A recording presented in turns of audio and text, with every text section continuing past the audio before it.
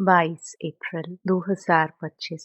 मीठे बच्चे, तुम्हारा यह मोस्ट वैल्यूएबल समय है। इसमें तुम बाप के पूरे पूरे मददगार बनो। मददगार बच्चे ही ऊंच पद पाते हैं। प्रश्न: सर्विसेबल बच्चे कौन सी बहानेबाजी नहीं कर सकते हैं? उत्तर: सर्विसेबल बच्चे यह बहाना नहीं करेंगे कि बाबा यहाँ गर्मी है, यहाँ ठंडी है, इसलिए हम सर्विस नहीं कर सकते हैं। थोड़ी गर्मी हुई या ठंडी पड़ी तो नाजुक नहीं बनना है, ऐसे नहीं। हम तो सहन ही नहीं कर सकते हैं। इस दुखदाम में दुख सुख, गर्मी सर्दी, निंदा स्तुति सब सहन करना है।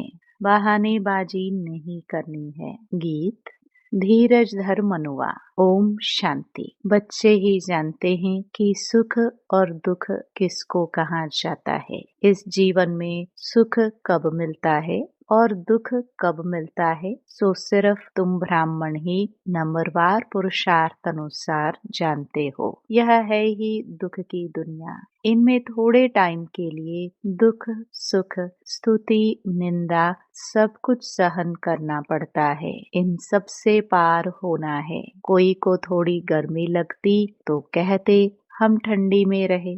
अब बच्चों को तो गर्मी में अथवा ठंडी में सर्विस करनी है ना। इस समय यह थोड़ा बहुत दुख भी हो तो नई बात नहीं, यह है ही दुखदाम।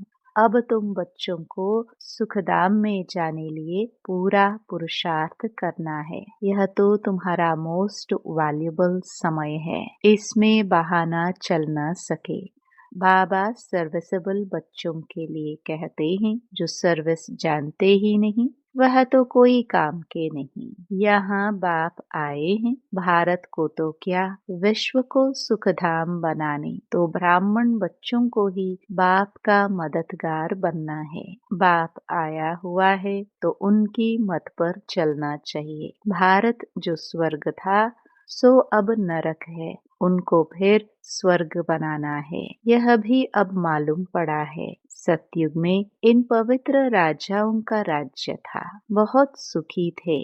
फिर अपवित्र राजाएं भी बनते हैं। ईश्वर अर्थ दान पुण्य करने से तो उनको भी ताकत मिलती है। अभी तो है ही प्रजा का राज्य, लेकिन यह कोई भारत की सेवा नहीं कर सकते। भारत की अथवा दुनिया की सेवा तो एक बेहद का बाप ही करते हैं। अब बाप बच्चों को कहते हैं, मीठे बच्चे अब हमारे साथ मददगार बनो। कितना प्यार से समझाते हैं। देही अभिमानी बच्चे समझते हैं देह अभिमानी क्या मदद कर सकेंगे, क्योंकि माया की जंजीरों में फंसे हुए हैं। अब बाप ने डायरेक्शन दिया है कि सबको माया की जंजीरों से, गुरुओं की जंजीरों से छुड़ाओ। तुम्हारा धंधा ही यह है। बाप कहते हैं, मेरे जो अच्छे मददगार बनेंगे पद भी वह पाएंगे। बाप खुद सम्मुख कहते हैं, मैं जो हूँ जैसा हूँ साधारण होने के कारण मुझे पूरा नहीं जानते हैं। बाप हमको विश्व का मालिक बनाते हैं, यह नहीं जानते। यह लक्ष्मी नारायण विश्व के मालिक थे, यह भी किसको पता नहीं है। अभी तुम समझते हो कि कैसे इन्होंने राज्य पाया, फिर कैसे गवाया। मनुष्यों की तो बिल्कुल ही तुच्छ बुद्धि है। अब बाप आए हैं सबकी बुद्धि का ताला खोलने, पत्थर बुद्धि से पारस बुद्धि बनाने। बाबा कहते हैं, अब मददगार बनो। लोग खुदाई खिदमतगार कहते हैं, परंतु मददगार तो बनते ही नहीं। खुदा आकर जिनको पावन बनाते हैं उनको ही कहते कि अब औरों को आप समान बनाओ, श्रीमत पर चलो। बाप आए ही हैं पावन स्वर्गवासी बनाने। तुम ब्राह्मण बच्चे जानते हो यह है मृत्यु लोक। बैठे बैठे अचानक मृत्यु होती रहती है, तो क्यों न हम पहले से ही मेहनत कर बाप से पूरा वर्षा ले, अपना भविष्य जीवन बना लेवे। मनुष्यों की जब वानप्रस्थ अवस्था है तो समझते हैं अब भक्ति में लग जाए। जब तक वानप्रस्थ अवस्था नहीं है तब तक खूब धन आदि कमाते हैं।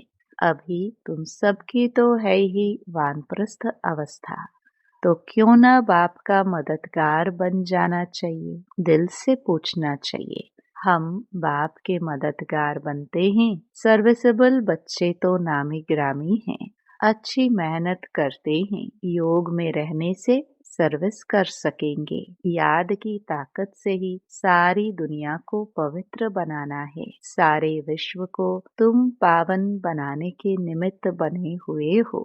तुम्हारे लिए फिर पवित्र दुनिया भी जरूर चाहिए। इसलिए पतित दुनिया का विनाश होना है। अभी सबको यही बताते रहो कि देह अभिमान छोड़ो, एक बाप को ही याद करो, वही पतित पावन है। सभी याद भी उनको करते हैं। साधु संत आदि सब अंगुली से ऐसे इशारा करते हैं कि परमात्मा एक है, वही सबको सुख देने वाला है। ईश्वर अथवा परमात्मा कह देते हैं, परंतु उनको जानते कोई भी नहीं। कोई गणेश को, कोई हनुमान को, कोई अपने गुरु को याद करते रहते हैं। अब तुम जानते हो, वह सब है भक्ति मार्ग के। भक्ति मार्ग भी आधा कल्प चलना है। बड़े बड़े ऋषि मुनि सब नेति नेति करते आए हैं। रचता और रचना को हम नहीं जानते। बाप कहते हैं, वह त्रिकालदर्शी तो है नहीं। बीज रूप ज्ञान का सागर तो एक ही है। वह आते भी है भारत में। शिव जयंती भी मनाते हैं और गीता जयंती भी मनाते हैं, तो कृष्ण को याद करते हैं। शिव को तो जानते नहीं। शिव बाबा कहते हैं, पतित पावन ज्ञान का सागर तो मैं हूँ। कृष्ण के लिए तो कह न सके। गीता का भगवान कौन? यह बहुत अच्छा चित्र है। बाप यह चित्र आदि सब बनवाते हैं बच्चों के ही कल्याण लिए। शिव बाबा की महिमा तो कंप्लीट लिखनी है। सारा मदार इन पर है। ऊपर से जो भी आते हैं वह पवित्र ही हैं। पवित्र बनने बगैर कोई जा ना सके। मुख्य बात है पवित्र बनने की। वह है ही पवित्र धाम, जहाँ सभी आत्माएं रहती हैं। यहाँ तुम पाठ बजाते बजाते पतित बने हो। जो सबसे जास्ती पावन वही फिर पतित बने हैं। देवी देवता धर्म का नाम निशान ही गुम हो गया है। देवता धर्म बदल हिंदू धर्म नाम रख दिया है। तुम ही स्वर्ग का राज्य लेते हो और फिर गवाते हो। हार और जीत का खेल है।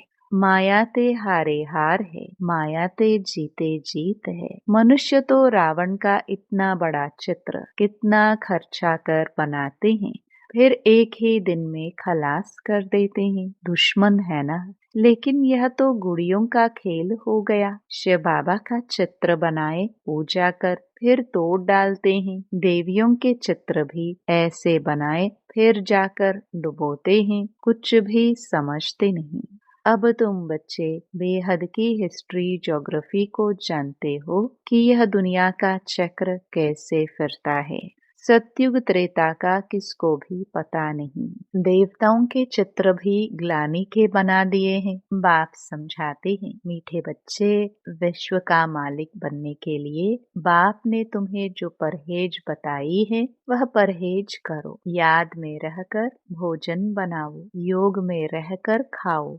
बाप खुद कहते हैं, मुझे याद करो तो तुम विश्व के मालिक फिर से बन जाएंगे। बाप भी फिर से आया हुआ है। अब विश्व का मालिक पूरा बनना है। Follow father mother. सिर्फ फादर तो हो नहीं सकता। सन्यासी लोग कहते हैं हम सब फादर हैं, आत्मा सो परमात्मा है। वह तो रॉन्ग हो जाता है। यहाँ मदर फादर दोनों पुरुषार्थ करते हैं। फॉलो मदर फादर, यह अक्षर भी यहाँ के हैं। अभी तुम जानते हो जो विश्व के मालिक थे, पवित्र थे, अब वह अपवित्र हैं, फिर से पवित्र बन रहे हैं। हम भी उनकी श्रीमत पर चल यह पद प्राप्त करते हैं। वह इन द्वारा डायरेक्शन देते हैं, उस पर चलना है। फॉलो नहीं करते तो सिर्फ बाबा बाबा कह मुख मीठा करते हैं। फॉलो करने वाले को ही सपूत बच्चे कहेंगे ना। जानते हो, मम्मा बाबा को फॉलो करने से हम राजाई में जाएंगे, यह समझ की बात है। बाप सिर्फ कहते हैं मुझे याद करो तो विक्रम विनाश हो, बस।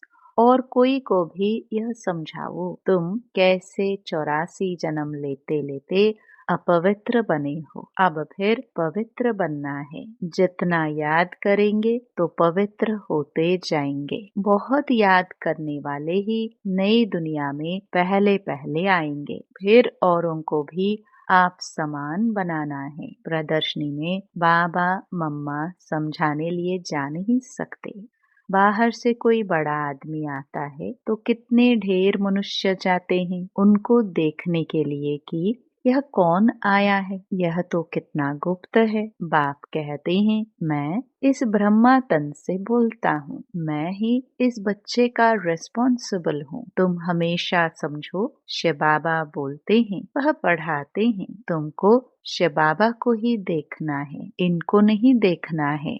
अपने को आत्मा समझो और परमात्मा बाप को याद करो। हम आत्मा है, आत्मा में सारा पाठ भरा हुआ है। यह नॉलेज बुद्धि में चक्कर लगानी चाहिए। सिर्फ दुनियावी बातें ही बुद्धि में होंगी तो गोया कुछ नहीं जानते, बिल्कुल ही बदतर हैं। परंतु ऐसे ऐसे का भी कल्याण तो करना ही है। स्वर्ग में तो जाएंगे परंतु ऊंच पद नहीं, सजाए खाकर जाएंगे। ऊंच पद कैसे पाएंगे वह तो बाप ने समझाया है। एक तो स्वदर्शन चक्रधारी बनो और बनाओ, योगी भी पक्के बनो और बनाओ। बाप कहते हैं मुझे याद करो, तुम फिर कहते बाबा हम भूल जाते हैं। लज्जा नहीं आती? बहुत हैं जो सच बताते नहीं हैं, भूलते बहुत हैं। बाप ने समझाया है कोई भी आए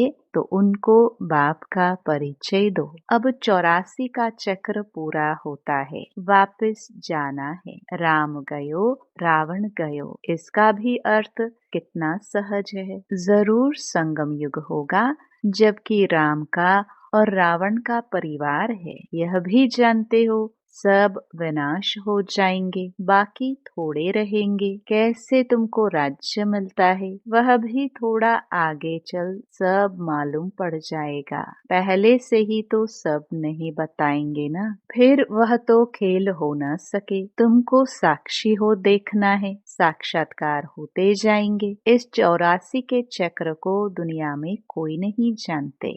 अभी तुम बच्चों की बुद्धि में है, हम वापस जाते हैं। रावण राज्य से अभी छुट्टी मिलती है, फिर अपनी राजधानी में आएंगे। बाकी थोड़े रोज हैं, यह चक्र फिरता रहता है ना। अनेक बार यह चक्कर लगाया है। अब बाप कहते हैं जिस कर्म बंधन में फंसे हो उनको भूलो। गृहस्थ व्यवहार में रहते हुए भूलते जाओ।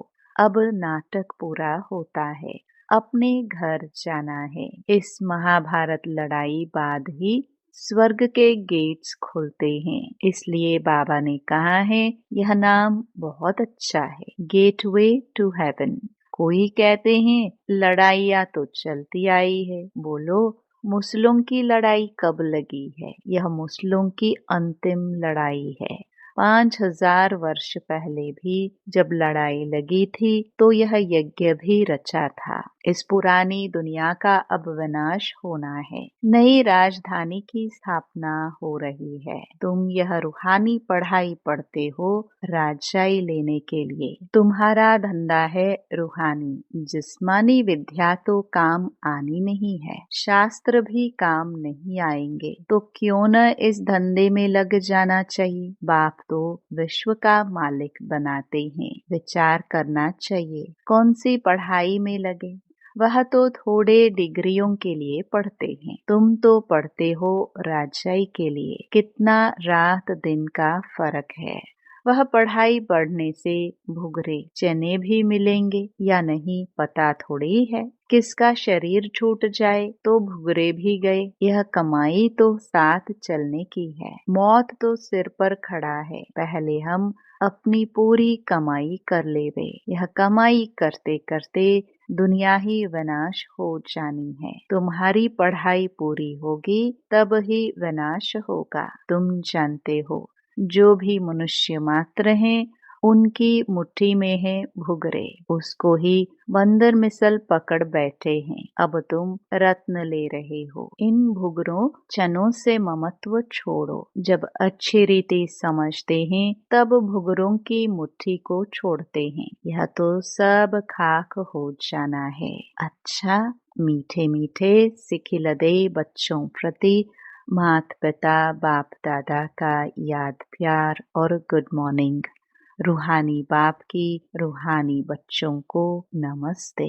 धारणा के लिए मुख्य सार। पहला, रूहानी पढ़ाई पढ़नी और पढ़ानी है। अविनाशी ज्ञान रत्नों से अपनी मुट्ठी भरनी है। जनों के पीछे समय नहीं गवाना है। दूसरा, अब नाटक पूरा होता है, इसलिए स्वयं को कर्म बंधनों से मुक्त करना है। स्वदर्शन चक्रधारी बनना और बनाना है। मदर फादर को फॉलो कर राजाई पद का अधिकारी बनना है।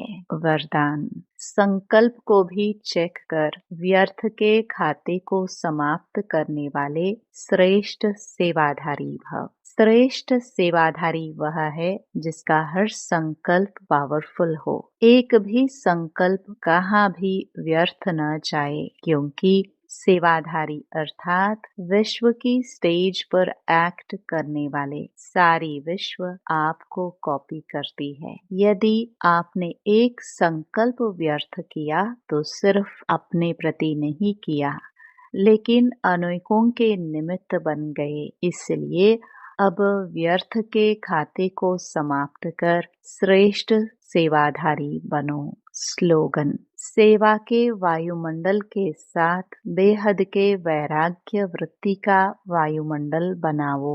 अव्यक्त इशारे, कंबाइंड रूप की स्मृति से सदा विजयी बनो। संगम युग है ही कंबाइंड रहने का युग। बाप से अकेले हो नहीं सकते, सदा के साथी हो। सदा बाप के साथ रहना अर्थात सदा संतुष्ट रहना।